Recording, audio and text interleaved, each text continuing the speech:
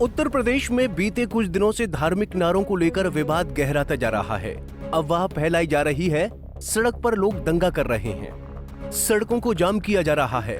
हालात इतने खराब हो गए कि दो समुदायों के बीच पत्थरबाजी की घटना हो गई। इन घटनाओं का शिकार बन रहे हैं देश के निर्दोष लोग। अपने काम से काम रखने वाले लोगों को बिना वजह इन सांप्रदायिक हिंसा का शिकार होना होता है।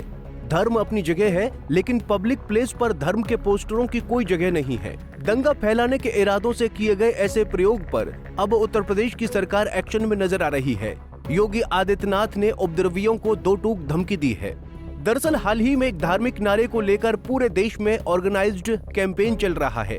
इस कैंपेन ने इतना साफ कर दिया है कि धार्मिक उन्माद के नाम पर भीड़ एकत्र करना काफी आसान है। उत्तर प्रदेश में इस कैंपेन के बाद काफी स्थानों पर दंगा भड़काने की नाकाम कोशिशें हुई। मुस्लिम समुदाय के लोगों ने पत्थरबाजी और सड़कों पर तोड़फोड़ हुई और उपद्रव मचाया गया, जिसका परिणाम हुआ कि अब सूबे के मुख्यमंत्री को कड़ी चेतावनी देनी पड़ी है। ये चेतावनी एक संदेश है। इसका मतलब है कि अब जिन उपद्रवियों ने प्रदेश में माहौल खराब किया था, उन पर कड़ी कार्रवाई होने वाली है।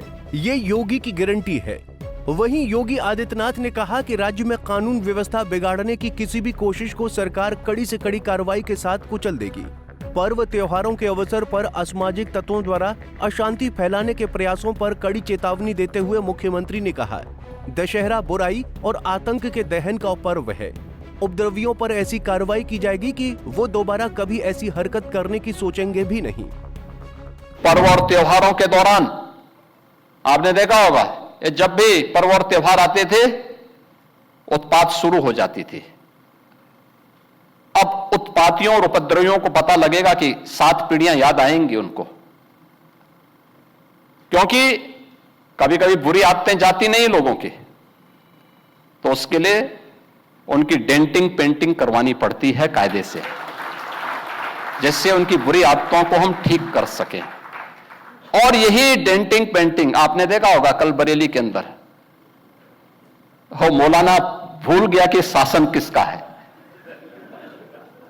वो ये मानता था धमकी देंगे और हम जबरदस्ती जाम कर देंगे।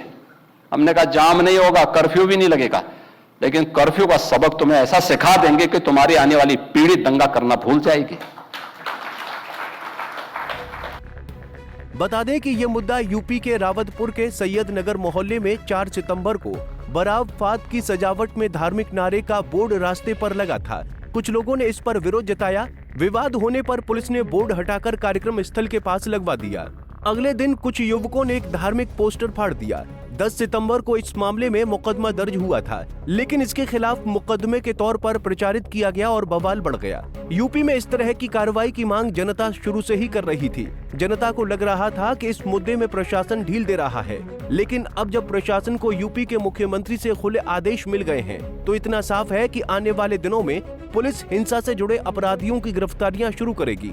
यूपी में पोस्टर का चलन काफी लोकप्रिय है, जहां आरोपियों की पहचान सार्वजनिक की जाती है, जिससे अपराधियों में खौफ फैल जाता है।